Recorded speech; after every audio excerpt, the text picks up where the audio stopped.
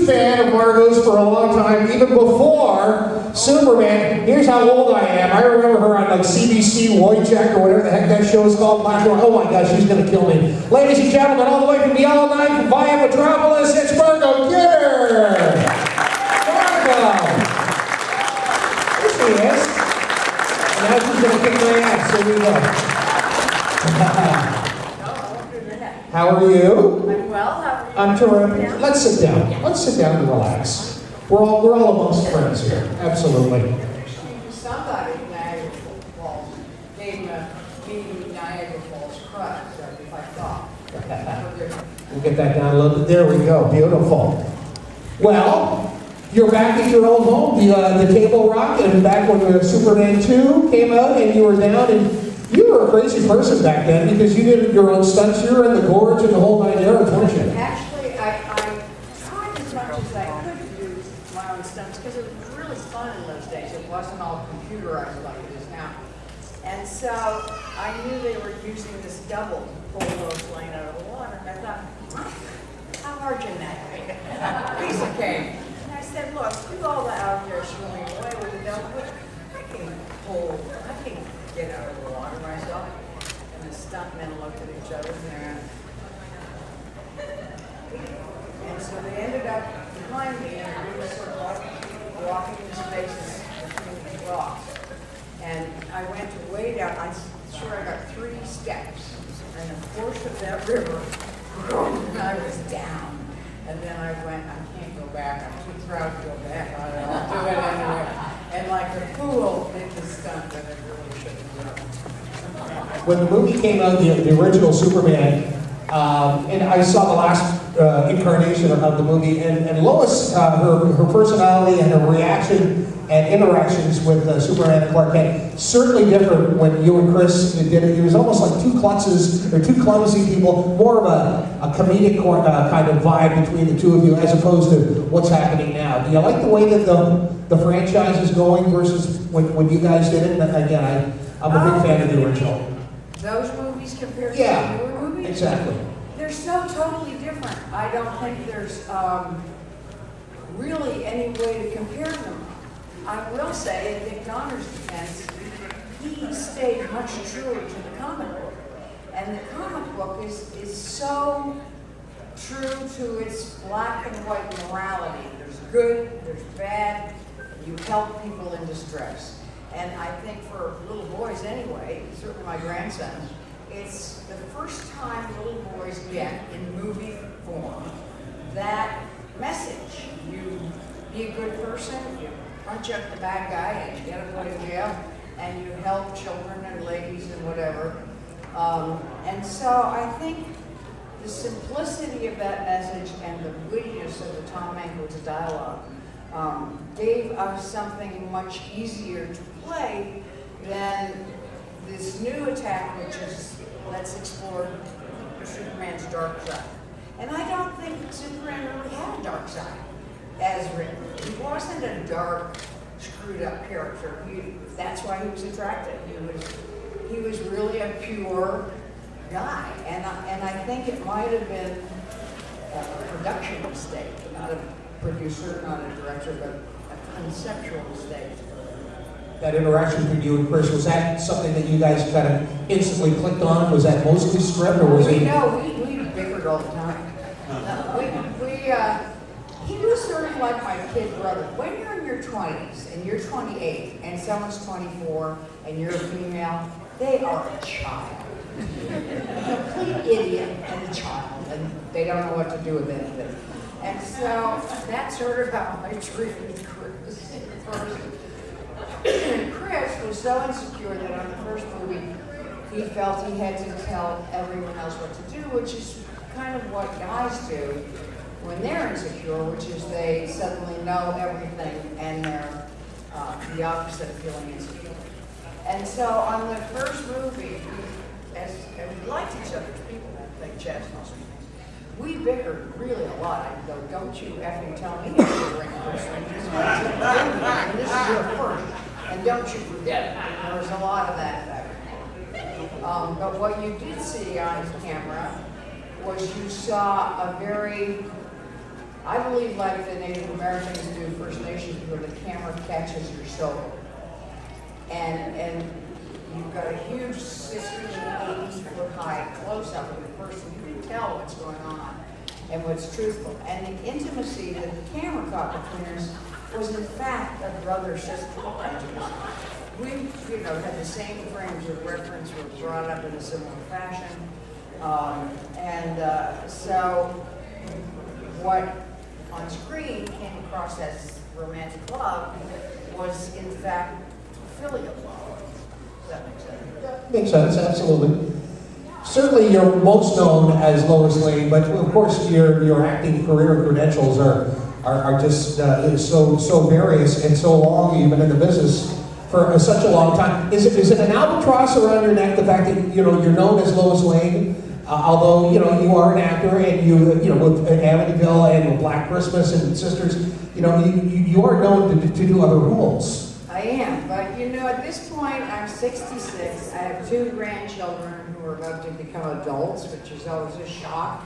There's a great poster that says, "Inside every old person is a young person going, what the hell happened?" And that's about how it works. And so I am now so proud to be able to say my grandchildren watched Superman and they loved it. Gosh, I was part of a classic. That it fills me with gratitude and a sense of having part of something that's bigger than myself that's important, and I'm thrilled by it. There was a period in my career where I wanted to only play tortured young drug addicts or whatever, somehow thinking that if I could act out all the turmoil inside me, then I'd be free. I don't know what I thought. But, so there was a point at which the leading lady role didn't appeal to me. We're going to open it up to the crowd for some questions. One final Superman thing. Marlon Brando was never on set with you folks, right? No, I knew Marlon from a movie called Missouri Breaks that my first husband had written. And I was directing the documentary and the making of it. So I wasn't there when he arrived, but I heard lots of stories and talked to him afterwards. All right. Okay, we got to have some questions for a legend here. Margot Kidder, hello, hi. Just scream it out. Hi, my name is Fran. Nice to meet you. Hi. We, as a family, really enjoyed the Superman movie. So I we're can't not. hear you, sir. Okay. Grab the door there, guys. We really, Grab the door. Thank you. we really enjoyed the Superman movies.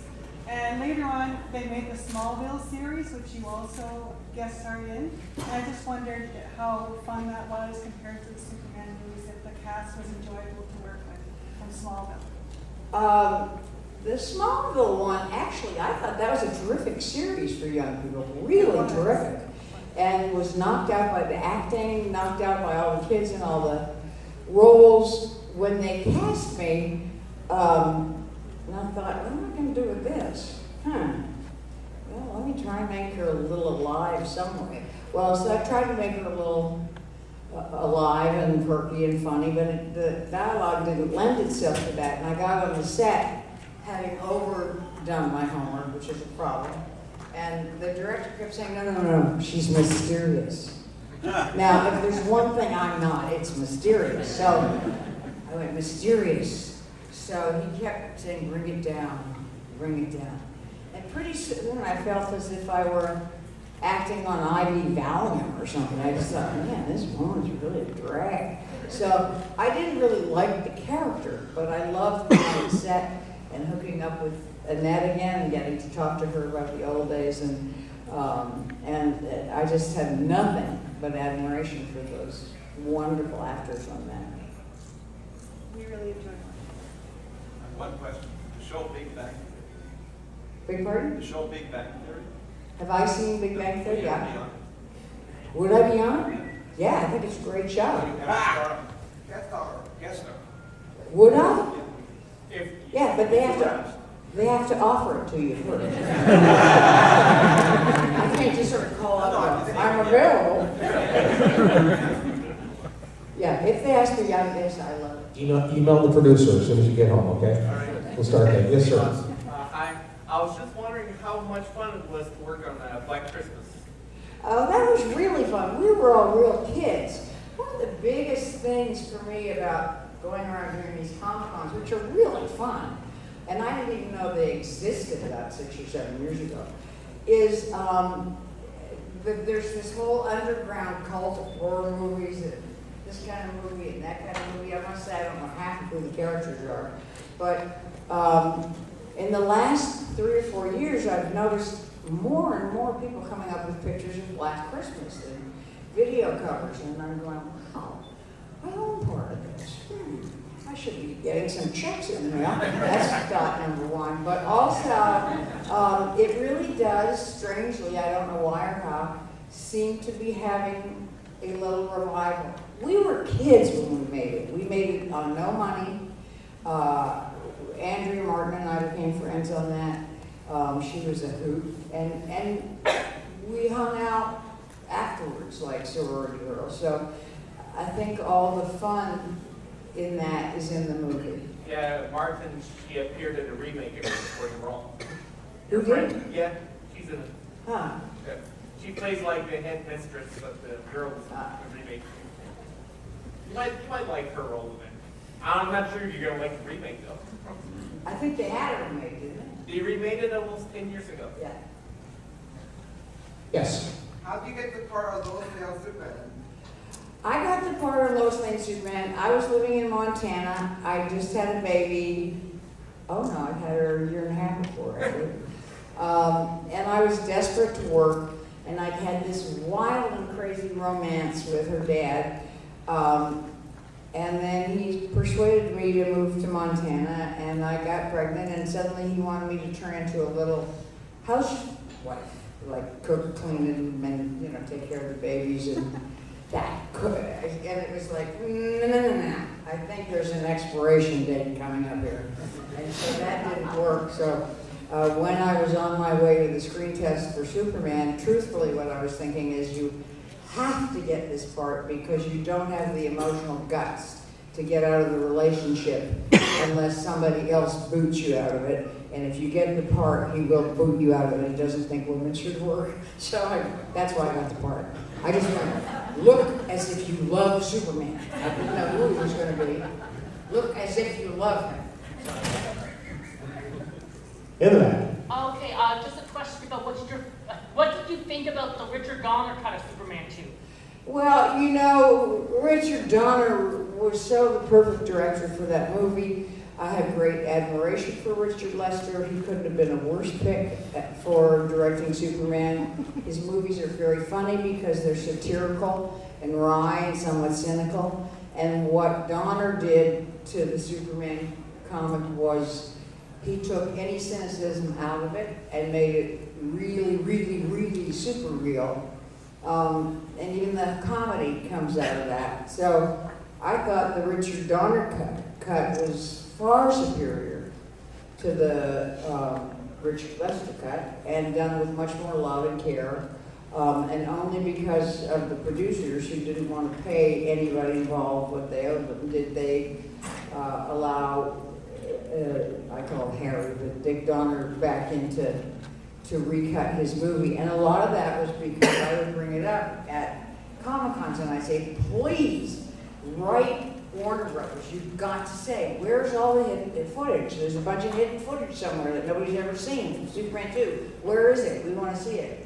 And out of that, because of all of you, came the Richard Donner cut of Superman 2. It's never happened before that 30 years later, a director gets to go back and finish his vision. So that's for you. Thank you.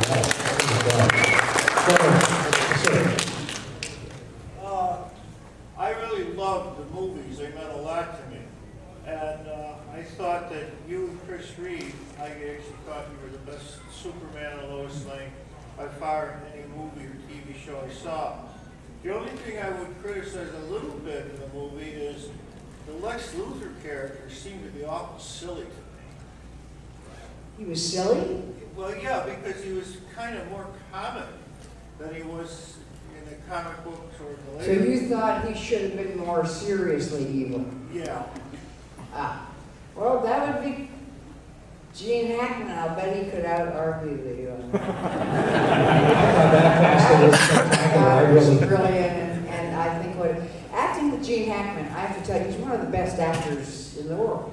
And he's so brilliant that every time he does a take, he brings a whole new take on the scene to the take. So I would just sit there with my jaw hanging over and watching, jaw hanging open. And I would often forget that I was in the scene and supposed to sit up line because I'd be going, wow, he's good, where did that come from? And suddenly everybody looking at me like, ha? So that was his choice with Donner's. I don't know how they negotiated that as a choice, but I liked it. I thought it worked. Sir. Yes. How did you like playing the mother on the Latin Nikita TV show?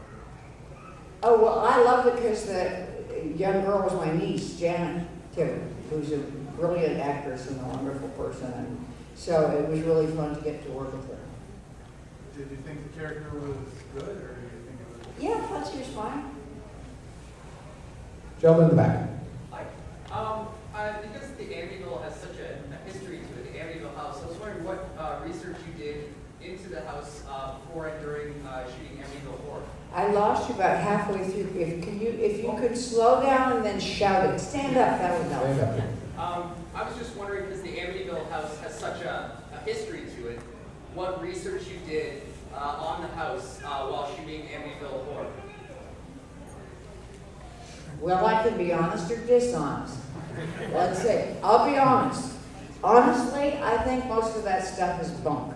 And honestly, I met the Lutzes, and they were not very curious people, and they were people of extreme faith. But I think probably what happened is something crashed, and they went, oh, the devil did it. So every time anything went wrong, in their minds, do you see what I'm saying? Their perception was it came from the devil. So I approached it with tongue-in-cheek in a way, as did the director, who used to make me laugh about 20 times a day.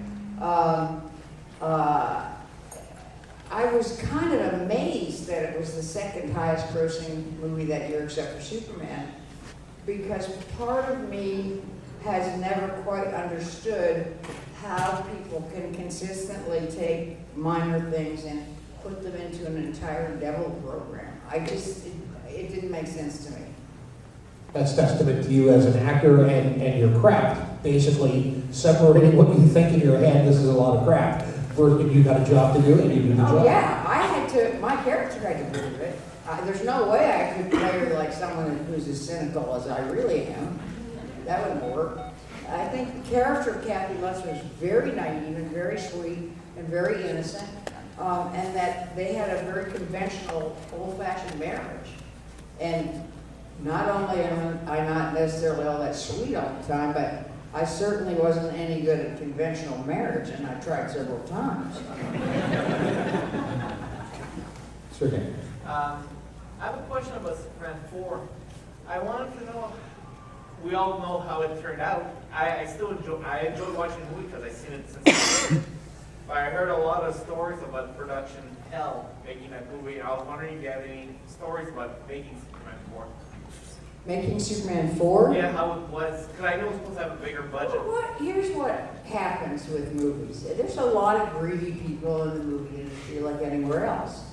And there's a lot of people who just want to be rich and famous for its own sake, not for doing good work. And so when people get a franchise that works, sometimes, and the Salkin brothers were two people like that, they just want to hold on to it and knock off the sequels fast, dirty, and cheap. So that's what they did. You know, they cut the budget way, way down. You couldn't possibly have done the effects you were supposed to.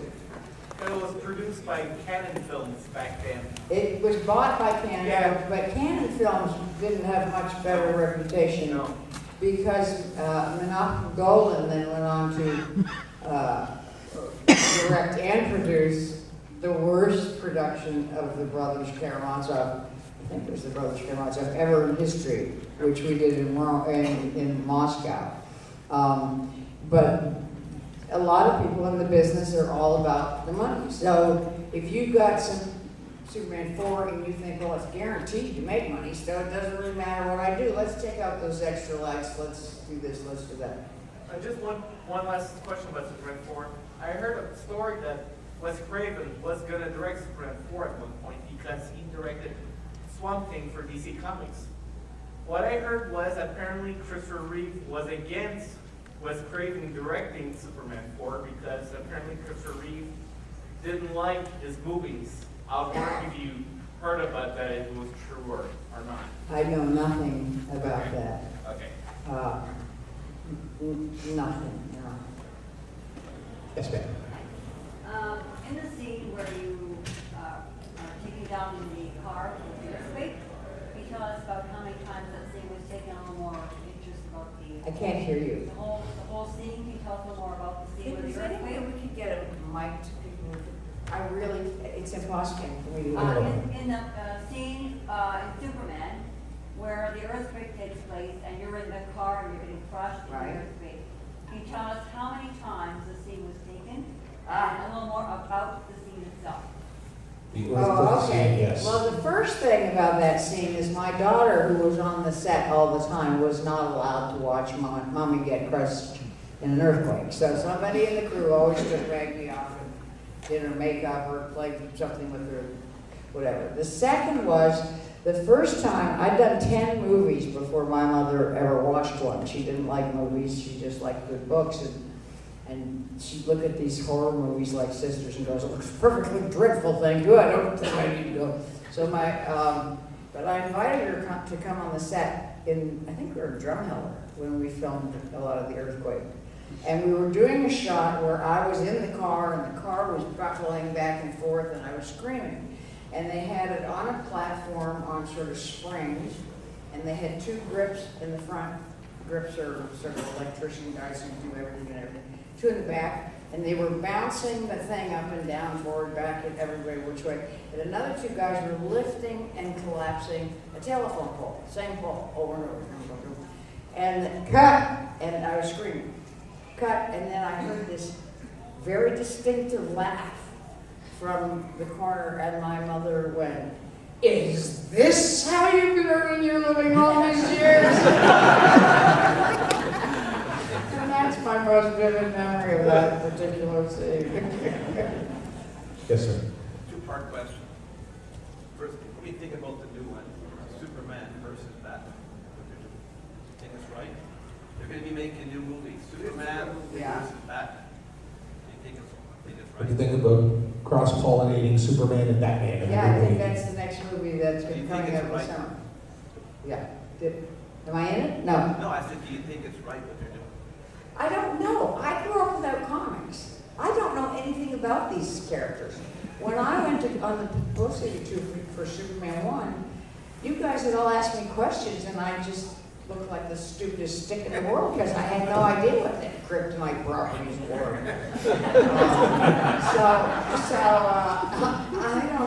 I'm not qualified to have an opinion on it. The other thing is, what do you think about the changing of the outfit from blue to black? Changing the outfit? No, no. Now, I do have an opinion on that, frankly. I think that little children, and I think the reason I got to be part of making of a classic, because of Dick Donner, little children are drawn to red, blue, Yeah. yellow, vivid primary colors. Dark maroon shades of black and da-da-da-da.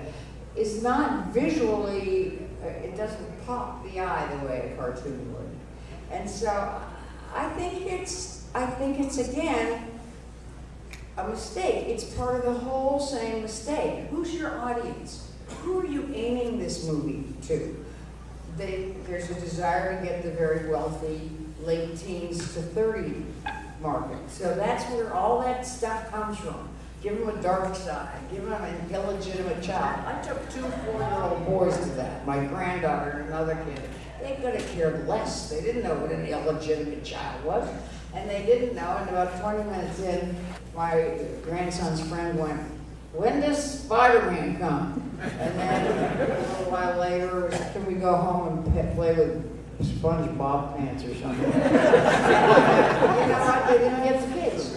So you're not going to get the kids with a sort of dark, subtle maroon outfit. You're going to get the kids with boffo, bang, bang, good guy, bad guy.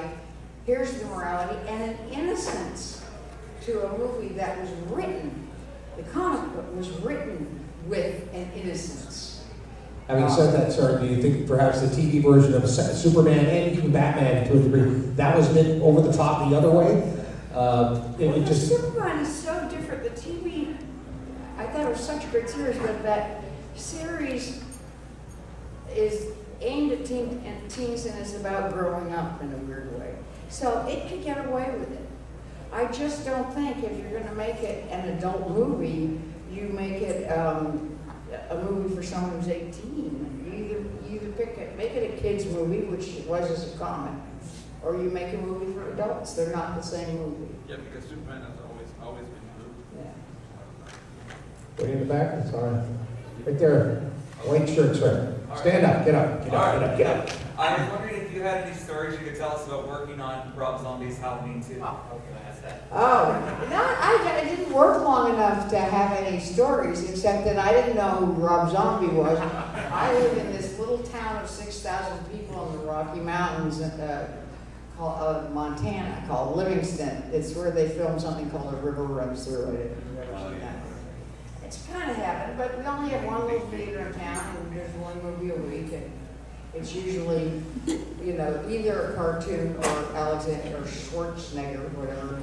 So I'm sort of isolated a lot. Okay, what was the original question? I have to go back. It was just about working on Halloween 2. Like the experience. How did you get involved with Halloween 2? Oh, and so I got an offer. And then I went into the one kid I knew was hip in town, and I said, okay, who's this Rob Zombie guy? And he went, what? You don't know who Rob Zombie is?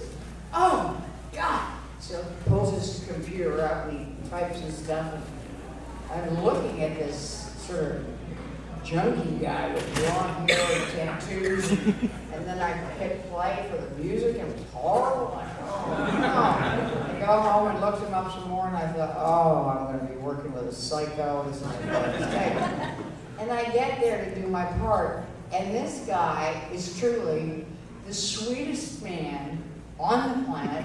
He's a vegetarian pacifist who's never had a drug in his life. If you got fancier, I'm sorry to disappoint you, he never has. And I don't think he's ever had a drink. He's the sweetest. His persona is the opposite of whatever that thing he's developed is. And so I finally went, boy, have you conned your fans. But so the experience was that I just adore him. I would have done anything for him. I really loved him. Yeah. How was it working on Captain Planet? I'm Captain Planet. God, that was a long time ago. That was fun, Right behind, there you go. I loved all the Superman movies. I especially loved the scene in Superman 2 where at the end you got to turn to Feora and it was that fight scene and you said, you're a real pain in the neck, and you gave her a punch her out. I was wondering if you could tell us a little bit about that scene. Well, I actually hit her once for real, not meaning to, but she's never let me forget it. She's terrific fun, Sarah. Right at the very back, in the cheap seats. Do you know what, sweetheart? Do you have ever grown up with a really loud voice right next to you who could repeat the question? Yes, he would love to know what your favorite Superman movie to act in was. What my favorite Superman movie was? To perform in, yes. I like Superman 2, the Dick Donner cut. I think that is head and shoulders the best movie out there of Superman. Anybody else? Yes, sir. Hi, Margot. Aside from Lois Lane, what was your most fulfilling role that you've done as an actress?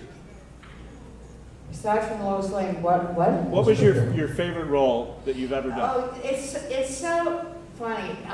Everybody asks that question, so you mustn't feel odd. Everybody goes, what's your favorite role? I've done over 100 movies. And it would be like saying, who in your life, and I wasn't exactly little Miss Goody Two-Shoes, was your favorite boyfriend. You can't compare them. Some you have a terrible experience making and the movie turns out to be great. Some you have a wonderful time making and the movie turns out to be awful. Some you like for some reasons because of the crew you go close, whatever. You can't really pick a favorite. It's as if, I've been married 3 times, and if someone said to me, who's your favorite husband, I couldn't answer because I had to at one point finally go, what's the common denominator that makes all these marriages go wrong? And then I finally had to go, it's me. That's the So, in a way, with a movie, picking it out, I have to look at it from a very different point of view. So I can't possibly pick. Thank you. Speaking of boyfriends, you dated Prime Minister Trudeau. How the heck did that happen, Margot? Well, actually, I was invited to go up to Ottawa right before he signed the Constitution for a dinner for young Canadians who had become successful. And I couldn't go because I had some commitment, I can't remember what. So I wrote him and I said, I'm awfully sorry, Mr. Prime Minister, I can't possibly come, I have this and that to do. However, I am working on the nuclear freeze campaign here in California, and I wondered if I could get you to endorse our platform. And I got the sweetest letter back saying, Dear Ms. Kidder, I appreciate your letter, and I'm glad you are working on this. However, I am the head of state of another country, and I cannot endorse a platform on a state election. I realized how naive I was yet again. So then I was doing Pygmalion in Toronto, and was reading about they were going to test the cruise missile, the American cruise missile over the Arctic, which is where I'm from, and I feel a great emotional attachment to. And so I called them up, all indignant, said, I want to talk to you about this. And I'm such a jerk sometimes.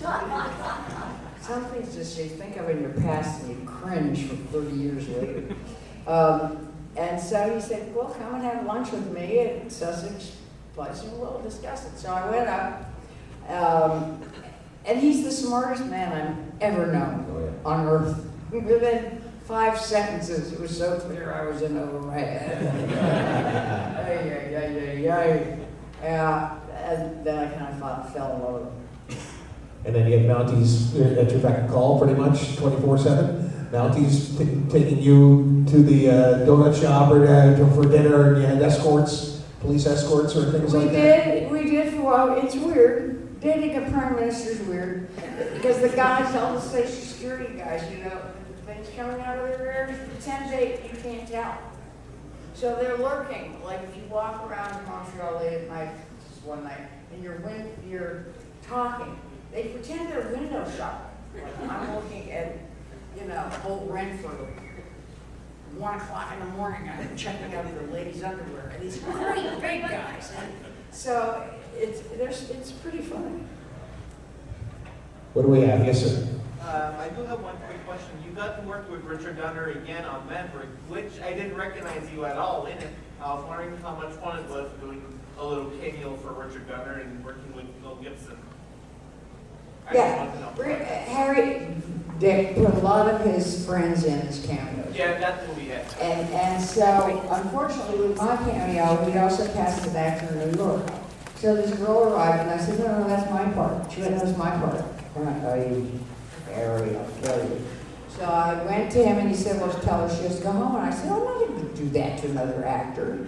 So I went to her, and we worked out how to do it as 2 sisters. And I said, I'll tell you what, I'll get the Book of Revelations, because that's pretty gory and wild. And I'll just read this religious stuff from the Book of Revelations, and you can go babble off in whatever direction. And that's what happened. Okay, thank you.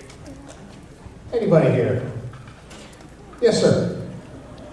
Is this your first time back to Niagara Falls since you shot the scene at the Falls? Was it your first time back here in the Falls after you shot the Superman 2 scene at Table Rock? I can't remember. I was trying to think of that today. I think I've been back, but I can't place where or what. It was down further in the gorge when you jumped in, and I'm hoping that Superman would save you with Clark. You wanted me to jump in again?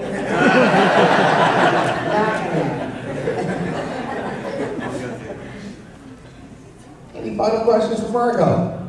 Yes, sir. Do you have a photographic memory when it comes to dialogue?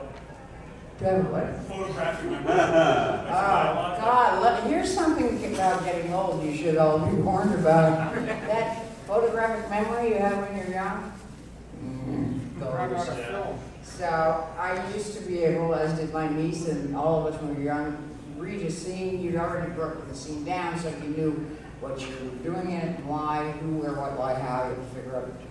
But the dialogue would just come naturally. And now the amount of work I have to put into memorizing a scene is just, it's beyond belief. And it's kind of scary to realize that you can't just read your scenes and got that. It doesn't work anymore. So it's a bit scary. Yes, sir.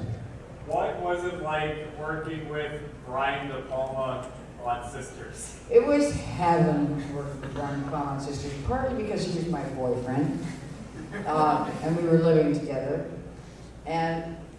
but mostly because Brian loves actors, and he knows what actors do, and he knows what they need to make a scene work. And so his whole focus on the set, and people on the crews generally take their cue from directors, is that this is about what the actors are doing. That's what shows up on the screen. So when they're working, you be quiet, you be respectful, you want to have a chat about your new baby, go up in the hall, but that's what we're doing. So he was wonderful to work with. You needed some real high-end folks, Prime Minister and Richard Pryor as well. My gosh, Yeah, you just actually, at one point, both of them at the same time. Really? What? All right, Margot, I love you. Unbelievable. Yes, ma'am. Are you working on anything now, or do you have anything upcoming? Am I what? Are you working on anything now? No, Or actually, I sort of am. I wanted to do a documentary. I feel very committed to the notion that at 66, I've been given so much in life that I have an obligation to try and ameliorate the hideous effects of climate change that are going to hit my grandchildren really badly, and starting very soon. And so I work with different environmental groups. And what I wanted to do, I have a dear friend named Tantu Cardinal, who's a Cree actress here in Canada. She's just brilliant and wonderful and to die for, is have us go from Montana, just call it a going home gone, and go from Montana up through northern Montana, which has now been made a wasteland of for fracking for oil and fracking for gas, and up through the tar sands, and the effects of that on people, again, not on the environment, basically the effects of the oncoming climate change on the human heart, and the oil companies who can't seem to grasp this.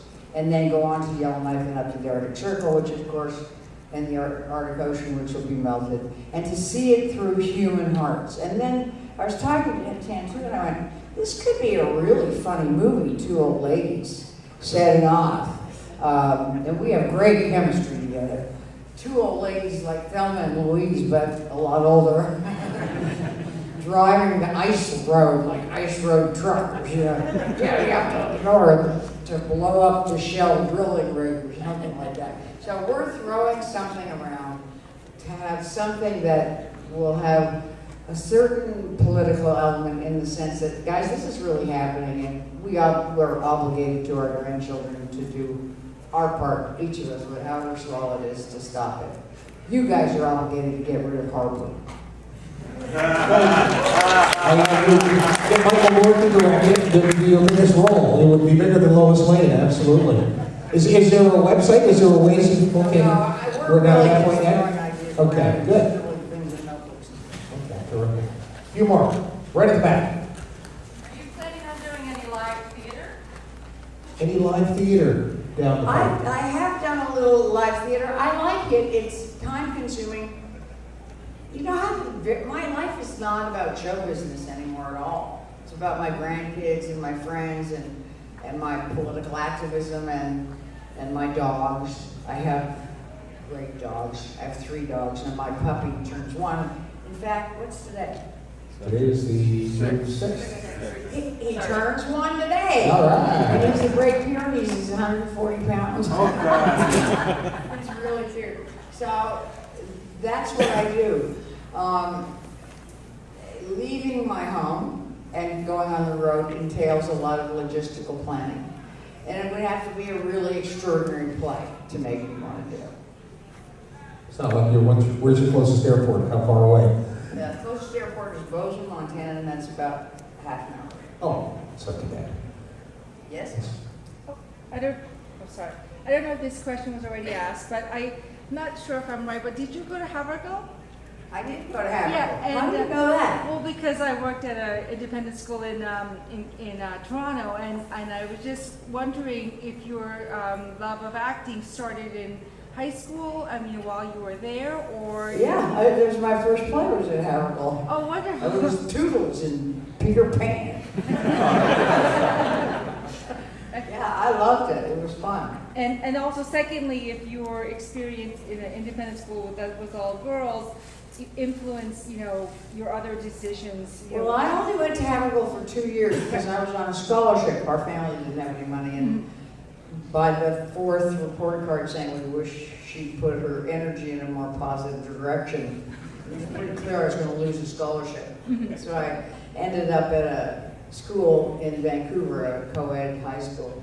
I think there should be all-girls schools and all-boys schools, especially during high school, because the distraction of your hormones at that age is so huge that you're not capable of learning anything. You act like a fool if you've decided you're falling in love with the guy in your science class 6 rows behind or something. And I think the notion of having girls and little girls and boys girls is a really good one. Thank you. Time for a couple more quickies. Yes, sir. With all the things you did in the Superman movies, the flying and being caught in the earthquake, what was the hardest thing to do physically? Hardest stunt. Hardest stunt physically. Of all the movies? Yeah, of all the Superman movies. Do you know, I have to really think about it. It doesn't come to me. No, I don't know. I honestly don't know. Sure, getting fish out of the gorge is probably up there. Yes, sir. I was wondering, about Amityville Horror. How was it like to work with James Brolin? Who? James Brolin, your co-star from the Amityville Horror. How was it like to work? Oh, it was okay. We weren't very close. We're very different type of people. It was a very respectful relationship. One more, then that's it. We gotta go. You said you were married 3 times. What? You said you were married 3 times. Yeah, briefly. Were they all actors? No, I was married to a French count. I was a countess for a year and a half. Wow. You have to give that back? That must be happening. This is how they turned out fine young ladies, and I thought,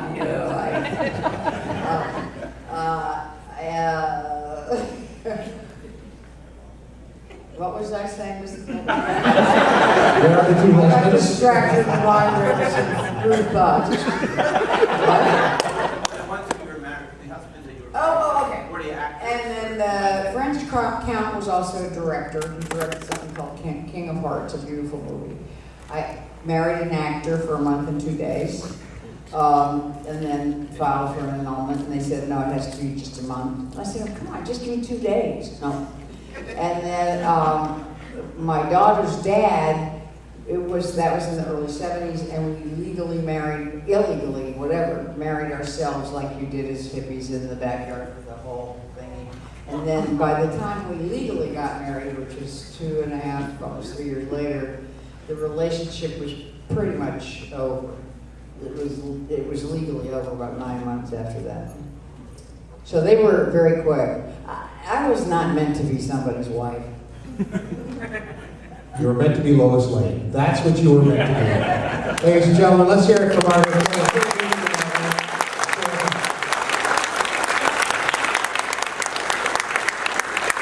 We'll see you around, guys. We got more stuff than we already have.